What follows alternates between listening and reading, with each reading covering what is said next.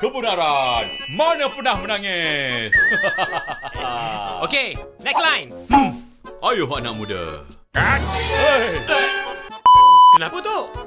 Tak sama lah suara yang kedua tu. Tak apa-apa Zola.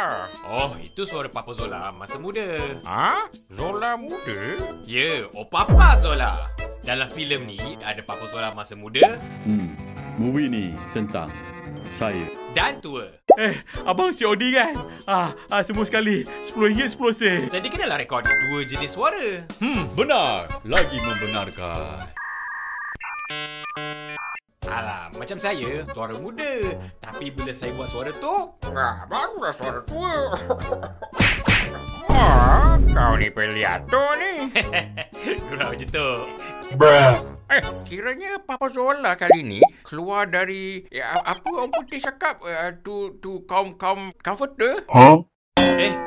Tak, comforter tu untuk tidur. Comfort zone. Itu. Itu comforter zone. Jangan lupa keluar dari comforter zone anda dan saksikan Papa Zola the Movie.